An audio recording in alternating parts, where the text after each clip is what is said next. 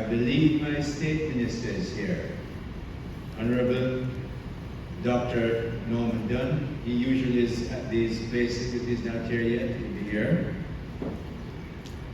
His Excellency Nicholas Ferry, United States of America Ambassador to Jamaica, and Mrs. Joyce Ferry.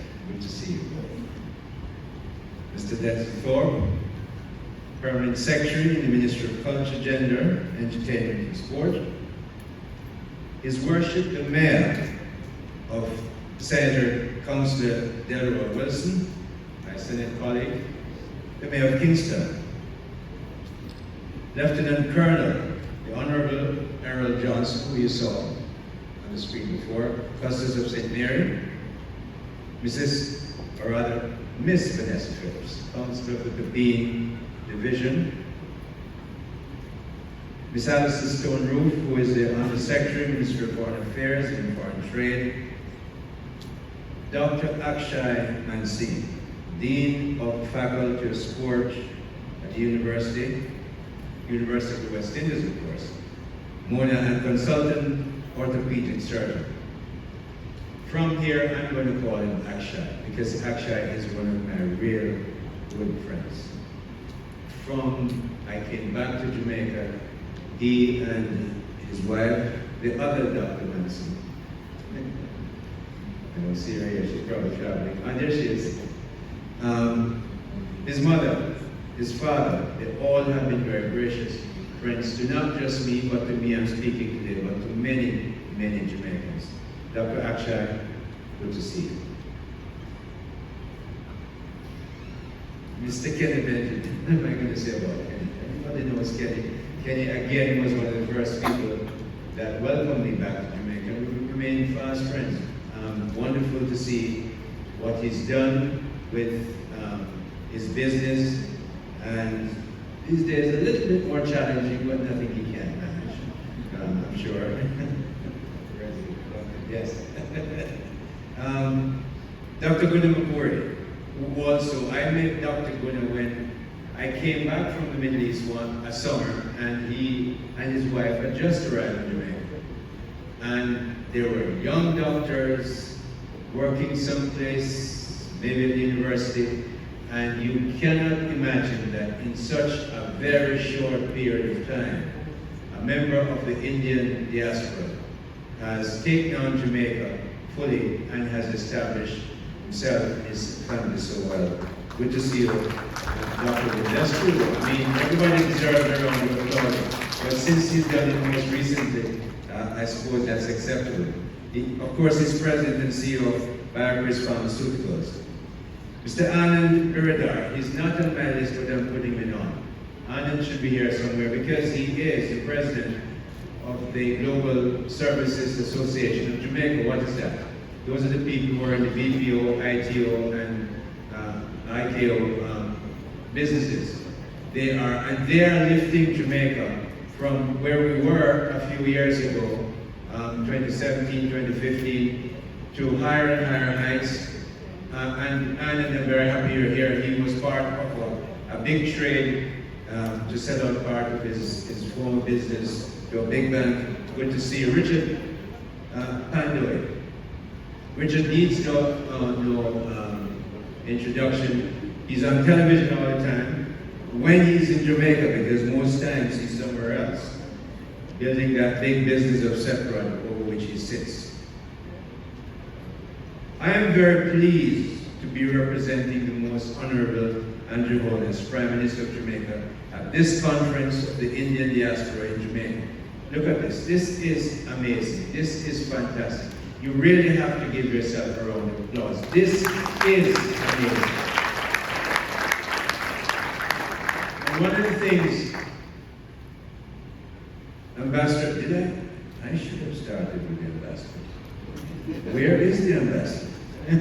Messiah Rumson. He's ambassador, and Madam Zain. How could that, I mean, it's not on the page, but it's my fault. You know how that goes. So, really, Ambassador, to put this together, you and your team, I'm just so happy to be here today, to be participating with you in this really wonderful event. Jamaica has benefited greatly from the time your ancestors first arrived in Jamaica in 1845. Most all of you I have come to know over the years, and that's many, since I returned to Jamaica, and many in this gathering I count as my honest good friends. I have a lot of good friends in here, and I hope to make some more as we go along. From primary school, primarily because of cricket, the size of the country, the stature of Mahatma Gandhi, and the country's physical size in the Commonwealth, India has always been of interest to me. My practical involvement with this outstanding and important South Asian democracy started soon after I graduated from business school, and a few months later became a banker. A very young banker, I must add, because I'm going to tell you the first time I went to India. That I arrived in Bombay, now Mumbai, to get familiar with the banking practices of the Indian subcontinent before I would be moved on to establish the American Express Bank in Colombo, Sri Lanka. That was in 1979.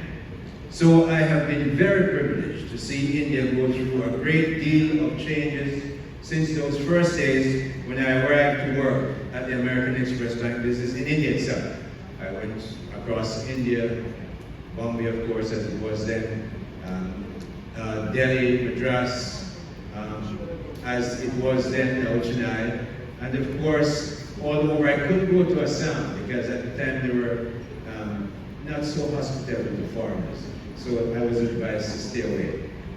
But things that too have changed all those things. I saw the fledgling start of what we now call the ICT business in the early 80s when I visited a site established by Citibank, no less. I know how Citibank called India, they were there for a long time, where they had recruited over 200 really smart young people from primarily the Indian Institute of Technology to start and support their computer business in New York, across the world from India.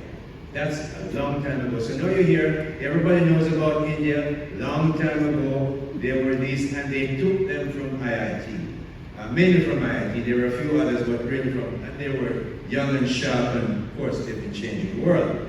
All these young people were dressed in white shirts, I remember clearly, and black pants, every one of them. I'm not sure if there were young ladies in that group. I don't remember that, and I don't think I would have forgotten. So there were really largely young men who were recruited for this computer business. That was a novelty at the time, and this training center was located in, of course, Mumbai. Later, Bangalore in Karnataka state became the Silicon Valley of India, from where so much of Indian software and hardware products have been created by indigenous Indian companies like Infosys, Wipro, and Tata Consulting Services, just to name three. Cities like Hyderabad and Madras, now Chennai, became important participants in India's drive to become the computer software center to the world. Many foreign-owned companies have also flocked to India to benefit from the ubiquitous brain power that its universities have been turning out at really market competitive prices. I've also seen some of the downside of India. I remember vividly the shocking assassination of Prime Minister Indira Gandhi, who was well known around the world and well loved by many, and later her first son, Rajiv Gandhi, who was assassinated at the orders of arguably, at the time, the most feared terrorist in the world, Hon'ble Aubyn, the then leader of the Liberation Tigers of Tamil Eelam of Sri Lanka. On the economic side, your outstanding country and the fast for those who are visiting us. That's the Europe. It's our friends, India. On the economic side, since 2014, I have seen the amazing economic transformation of what is now the largest economy in the Commonwealth and the 5th largest in the world, which is looking to challenge Germany for the 4th place as the leading economic power in the world. The Ambassador said it, High Commissioner said that. But I was physically there on the 31st of December, 1989, when India was going through possibly its worst economic plight. When the Bank of England and the Union Bank of Switzerland had to come in and provide special loans to India against its goal to get through a particularly bad economic patch. Prime Minister Narasimha Rao was in power and a key advisor at the Ministry of Finance. At the time was Dr. Manmohan Singh, who later became Finance Minister, later became Prime Minister. I still have a picture of Dr. Singh when he was advisor to the Minister of Finance, taken at that 1989 event. That December, in 1989, I went to India on behalf of the Burgan Bank in Kuwait, where I was Executive Vice President at a very young age, I must add. Please have to keep saying that so you understand, okay? To sign a loan of $250 million US. Because the Kuwaiti bank was so rich, we had a single deposit from one client of $600 million US. I didn't have to syndicate it because you couldn't get a syndicate at that time because the economic position of India was difficult. We did not need to syndicate that facility, and India was very appreciative of what turned out to be a great act of friendship by Kuwait to provide that financing to purchase petroleum products from Kuwait and Kuwait's Petroleum Corporation. My career was fueled and powered by a large number of Indian diaspora people in the Middle East. That's a fact and something I'm enormously proud of. You'll hear that. Names like Sunil Sivadam. Sunil had 2 degrees from IIT.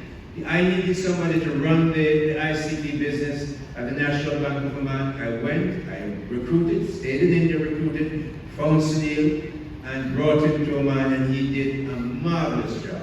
People like S. Vaidyanathan, Jerry Popley, and Kumar Parija were vitally important as members of my management team in Kuwait.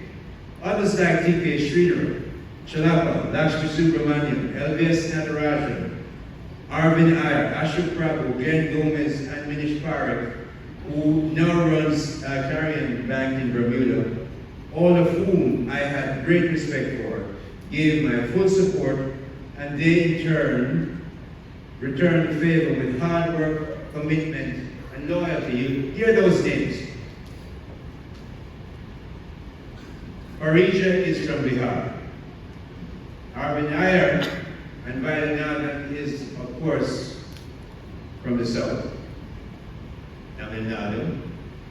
Others came from Maharashtra. No Maharashtra name here, but all of them would have passed through Maharashtra because Mumbai is there. You hear Parekh, and you know that that's a name from Gujarat, from which Prime Minister Modi comes. Of course, I'm only speaking to my Jamaican Indians who haven't gone back that far. But many of you know all these things I'm telling you. In fact, I brought 14 of those diaspora Indians with me to help me turn around NCB. I couldn't do it without them.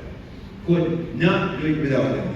And they were vital to the success of implementing the Finacle software, which was brought from Infosys, along with the hardware infrastructure, as I came to run the bank as its CEO. Mike Lee Chin became close to Infosys, and Narayana Murthy, the father-in-law of the current British Prime Minister, Rishi Sunak, and took a position in the shares of Infosys, which I'm sure rewarded him handsomely. There was one Sri Lankan who came with me from that group in the Middle East. His name is Leonard Mahipala Mudali. You can't pronounce it, and I'm doing better than you. These Sri Lankan names are outstandingly long, but they're phonetically straightforward, so it's not hard to handle. And both he and Minish Parekh are still with NCB after all these years. Leonard runs London and England, and Minish runs the bank in Bermuda. Since 2014 under Prime Minister Narendra Modi, India has become a more and more outstanding nation. No question about that. And I'm so happy to see that. It has regained its self-confidence, and its stature in the world has grown as its economy has performed better and better. India has overtaken the UK. I know you're in the clap. Sorry. India has overtaken the UK and France in the league of most important world economies. And Germany's position of being number 4 in the world is now in the crosshairs of India. And there is every intention to take that spot from Germany.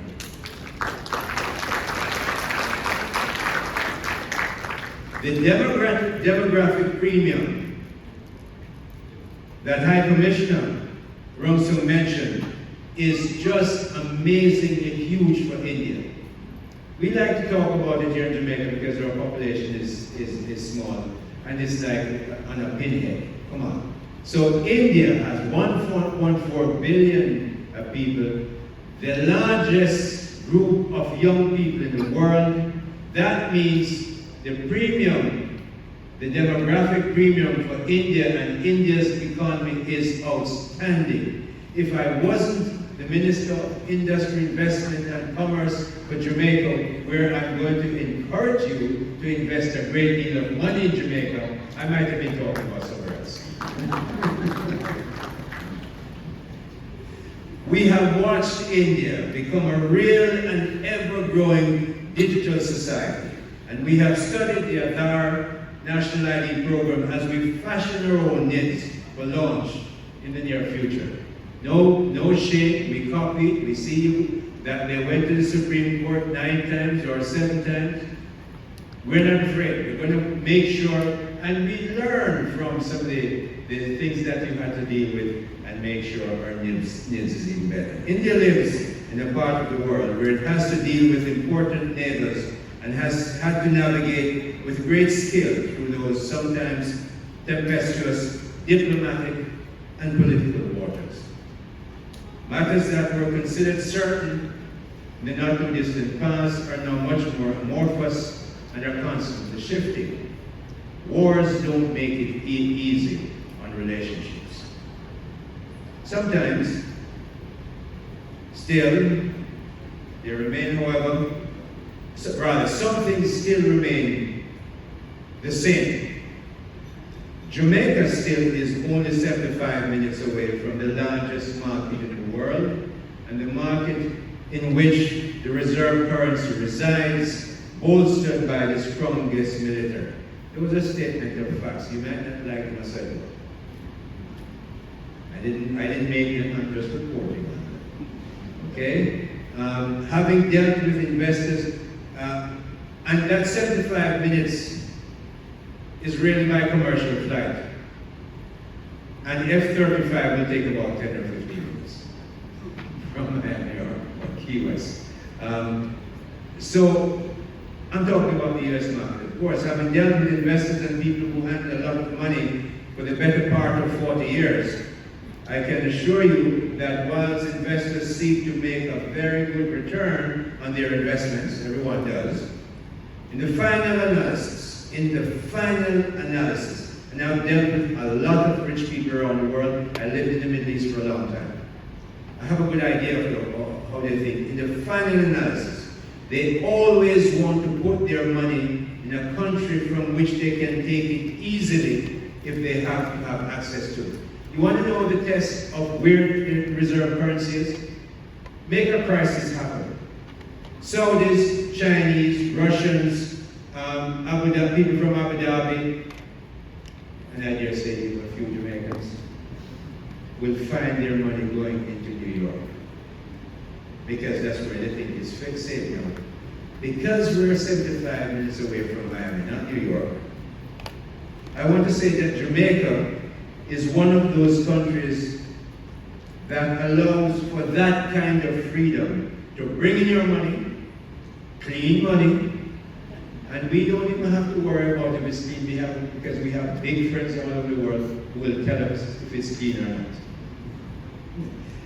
Clean money and take it out without any restrictions or having to know a minister or a bank manager.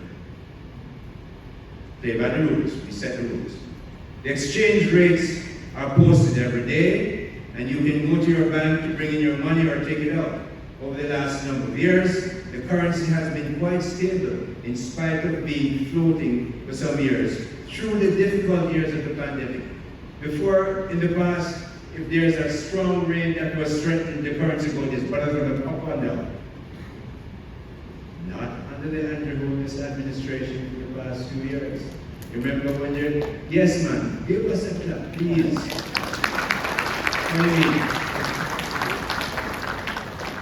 Remember when we made the Bank of Jamaica independent, and we said their focus must be on handling inflation.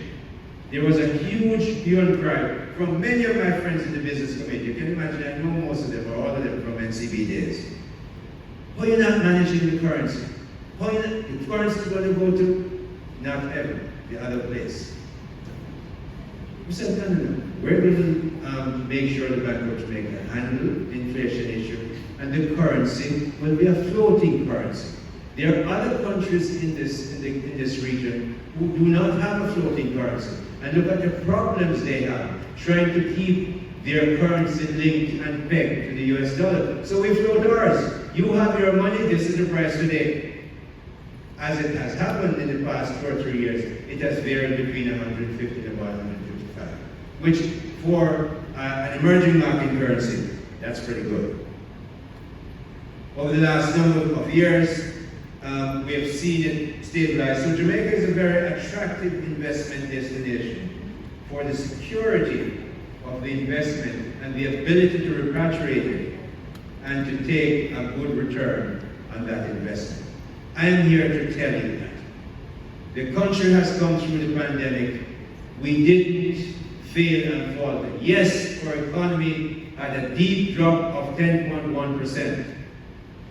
We thought that there'd be a J curve. You know, you drop down and you meander a bit and then go back up. No. It looked like this V. Try to get the V. So, it come down fast. Oh, it came down fast. I was thinking English. It came down fast and it rose again fast. So the economy grew by, when it came down 10.1% in 2020, 2021, it grew by 8.1%. Up to the second quarter of last year, it grew by 5.7%. Last fiscal year. Jamaica is doing well. Unemployment is low, lowest in the history. Yes. Are we ever a perfect country? No. You show me one. And I've been to many of those that you will be quick to call as pretty good. But they're not perfect. So we have work to do. I know, I'm saying all this that because the Indian diaspora has participated and delivered such clear and positive economic results in their activities in Jamaica that I'm pointing you to really attractive investment destination from some projects in Jamaica. And it's not just investment. As High Commissioner said, when you go out to eat now, when you ask many people what is their favorite food, what their favorite restaurant, over and over in the top 10, 1 or 2 Indian restaurants in that range, and sometimes it's number 1 depending on the week and who you're talking to. And I'm not talking about necessarily people of Indian extraction and background. No. I'm talking about ordinary Jamaican downtown and side town and everywhere else. So India has infused itself in Jamaica. So it's not just in business you've done well, but look at what you've done in academics. Look at how you've done in teaching. What you've done in the medical services. I went up on Saturdays and see Ambassador Masai. That's the term. Ambassador, High Commissioner Rumsum. That one I can't get wrong. I see him with the doctors dealing with ordinary Jamaican people on their Saturdays and Sundays. taking time out to help the country that we live in. And yes, give them a round of applause. And there's something else that he said. You don't see many Jamaican Indians causing any dissension and destruction. They do their work, they work hard, they study hard, and I suppose they play hard too, but I'll ask that as to where they play. But really and truly, Indians have been a great, great asset and plus to Jamaica. You've all seen what the government is doing, so we want to encourage you. So now, I want your attention and gaze for the last couple of minutes on the Jamaica Special Economic Zone. Why am I bringing that to you? Jamaica Special Economic Zone is 650 acres of the best land you can get in Jamaica now. It's a stone's throw from the Port of Kingston, which is one of the 7 best in the world. We're looking for a master developer, and I'm agnostic. I'm looking in the Middle East. I talked to some Middle East people last week. I went to Trinidad before that. I went to Guyana, and I'm looking. But what I would ideally want is a Jamaican consortium, and we have enough money here. The financial houses have the money. I know it. I look at the balance sheet. The pension funds have the money. We need Wickrell. You may talk to your friend. We need people who will put a consortium together. Not just of financial houses. They have the money, yes, not just of pension funds, but people who can do large-scale development. That might be a local or foreign developer who will come in and put in equity. Because it's a great destination, you're going to get a 50-year lease renewal of the best land in Jamaica. If you become the master developer, you're going to get long-term, tax-free benefits. All the rent you make, all the rent payments made in there will be tax-free. And that can be by negotiation 30, 40, 50 years, depending on what you're putting in there. But that's not all. When after 5, 7 years, when you finish your build-out, you're going to have lots of money coming off it. That money that you invest, you will pay, could be in there or outside somewhere else, you will pay only 12.5%, which is half of the corporate tax in Jamaica. And you could reduce that further to 7.75%, depending on how many Jamaicans you employ.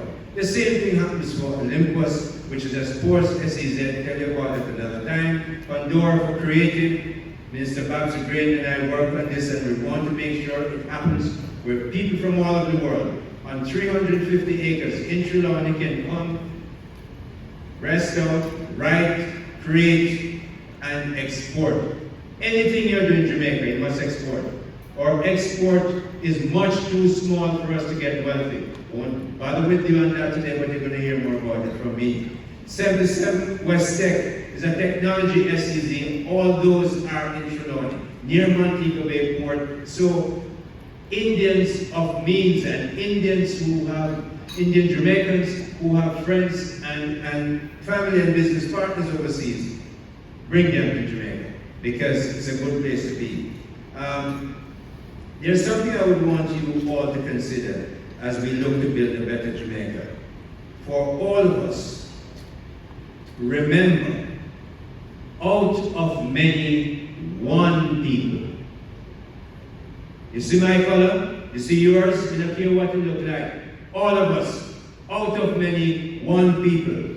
That is firm, that is clear, that is unequivocal as the place and position where Jamaica stands. All Jamaicans are invited to invest and profit and benefit from the investments and projects which are individually and collectively you plan and execute. And as I go, I want to tell you how much I admire many of India's greatest leaders. Mahatma Gandhi, Dr. B.R. Ambedkar, he is outstanding, writing that Constitution of India, leading the writing, leading it, and making sure women were equal from the inception of that Constitution. Give him a round of applause and all those leaders. Then, of course, there's J.R.D. Tata. and someone who you don't know that I may have met. Dr. Mengesha. Met her. That is like Madonna long before Madonna. You only need one name, Dr.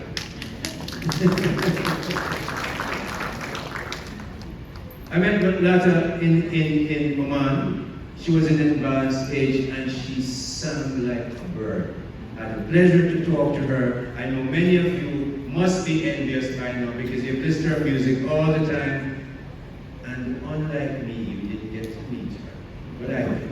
And I'm very happy for that. Of course, Narayana Murthy is one of the people I admire. And of course, the venerable, really amazing Prime Minister Narendra Modi. All those admirations are personal admirations of mine. Those are not statements of the government, but I don't think they would disagree with me. I admire and support the Indian diaspora in Jamaica. I really do. Indeed, everywhere I have lived, and High Commissioner Masakwe Rumsum, I admire and congratulate you, Madam Singh, and your entire team for putting on this special and outstanding Indian diaspora event right here in Kingston. And thank you to the entire Indian diaspora in Jamaica for the many numerous contributions you've made to Jamaica, culturally, educationally, and economically, to Jamaica's growth, welfare, and well-being. The Andrew Holness administration salutes you, the Indian diaspora in Jamaica. God bless you.